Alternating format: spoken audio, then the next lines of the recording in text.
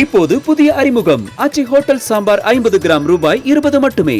சேலம் மாவட்டம் வாழப்பாடியில் புதிய பேருந்து நிலையம் திறப்பு விழாவில் கெட் அவுட் மோடி என்ற பேட்ஜுடன் பொதுமக்கள் பலர் பங்கேற்றனர். வாழப்பாடி பேரூராட்சியில் 8.7 கோடி ரூபாய் திட்ட மதிப்பீட்டில் கட்டப்பட்ட பேருந்து நிலையம் மற்றும் காய்கறி சந்தைகளை அமைச்சர்கள் KN நேரு மற்றும் R ராஜேந்திரன் ஆகியோர் திறந்து வைத்தனர். விழாவில் பெரும்பாலான பொதுமக்கள் கெட் அவுட் மோடி என்ற ஹேஷ்டாகுடன் பேட்ஜ் அணிந்து பங்கேற்றனர். இதுகுறித்து அமைச்சர் KN நேருவிடம் கேட்டபோது தனக்கு எதுவும் தெரியாது என்று கூறி சென்று விட்டார்.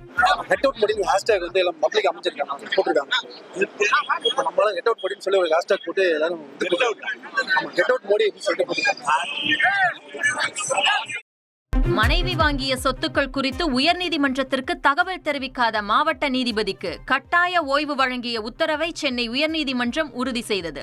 தமிழக அரசு 2021ஆம் ஆண்டு ஆகஸ்ட் 23ஆம் தேதி கட்டாய ஓய்வு அளித்து பிறப்பித்த உத்தரவை எதிர்த்து ஓய்வு பெற்ற மாவட்ட நீதிபதி குணசேகர் தாக்கல் செய்த மனுவை நீதிபதிகள் R சுப்பிரமணியன் மற்றும் G அருள்முருகன் அமர்வு விசாரித்தனர்.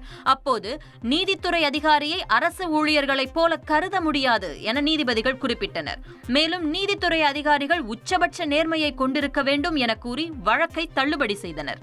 மாஞ்சோலை விவகாரத்தில் நடைபெறவுள்ள புலிகள் கணக்கெடுப்பில் வனத்துறை அதிகாரிகளுடன் சமூக ஆர்வலர்கள் மற்றும் நடுநிலையாளர்கள் பங்கேற்க வேண்டும் என புதிய தமிழகம் கட்சி நிறுவனர் கிருஷ்ணசாமி வேண்டுகோள் விடுத்துள்ளார். இது தொடர்பாக பேசிய அவர், புலிகளால் மக்களுக்கு அச்சுறுத்தல் ஏற்பட்டதாக எந்தவித செய்தியும் வெளியாகாத நிலையில் தொழிலாளர்கள் மாஞ்சோலையில் இருந்து வெளியே செல்ல வேண்டிய அவசியம் இருக்காது என தெரிவித்தார்.